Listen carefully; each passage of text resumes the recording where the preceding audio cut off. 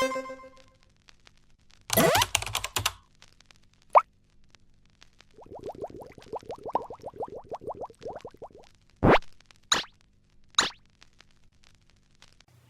day, future engineers! Ngayon, ang sagutan natin ay yung mga problems sa normal stress.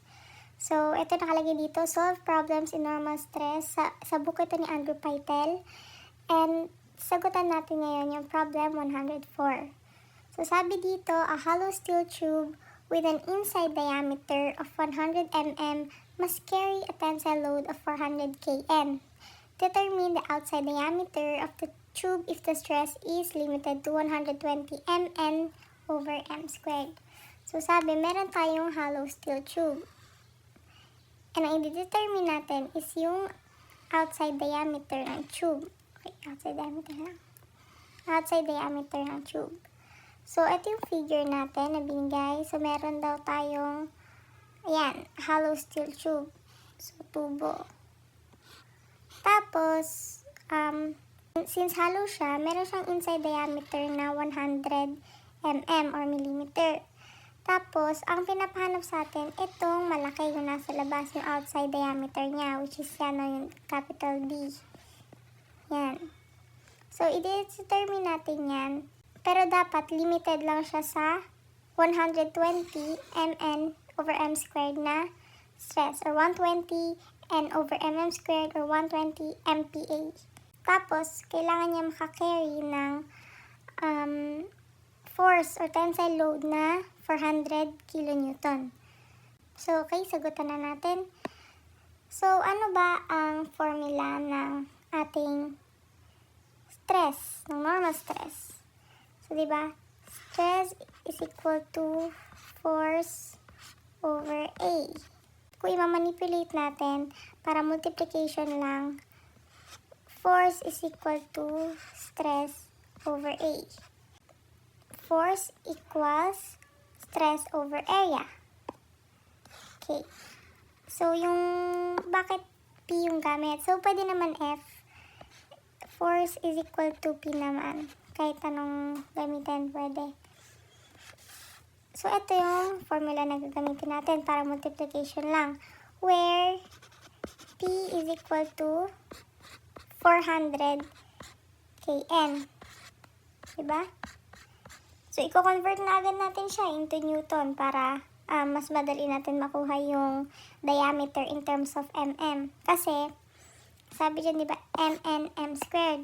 So, mn m squared, parehas lang siya sa n over mm squared or megapascal. So, gagamitin natin, since kailangan ng unit ng diameter mm, ito na lang. Kaya, 400 kN, gawin natin muna siyang Newton.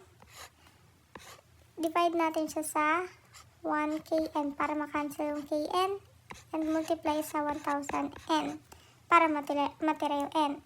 So, cancel. Ang P natin ay 400,000 Newton. Next, ano yung stress natin? 120 nmm squared. And then yung area natin, ano ba yung area ng circle in terms of diameter? Pi over 4d squared. But since hollow siya, therefore, pi over 4 outside diameter squared minus pi over 4 inside diameter squared. Yan, kasi hollow. Sabihin may outside, may inside. And ang hinahanap sa atin is yung outside. Okay, so proceed na tayo. Gamitin natin yung formula na to. So, P, ano yung P natin? 400,000 Newton equals, ano yung stress natin? 120 nmm squared. Ano yung area? Times yung area na pi over 4 outside diameter squared. Ganda na lang para isahan. And inside diameter. May napapala tayong kulang sa given. D, ilan yan? 100 mm. So, 100 millimeter. So, lalagyan natin 100. So, ilan? 100 millimeter squared. Diba? Kailangan daw naka-squared.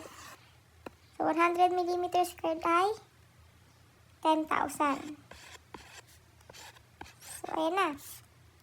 Ngayon, i-simplify natin siya. So, 400,000 equals 30 pi d squared minus 300,000 pi. Then, para makuha natin yung d squared, ilalabas natin siya. And ito naman yung ipasok natin. I-transpose natin. So, yung d squared, magiging d squared equals 400,000 plus 300,000 pi. Tapos itong 30 pi, mapupunta siya sa ilalim. 30 over 30 pi. So, input lang sa ating calculator and makakuha tayo ng sagot na 119.35 since diameter nga millimeter. Okay? Yan ang ating final answer. And that would be all for our video. Thank you, future engineers. God bless and bye!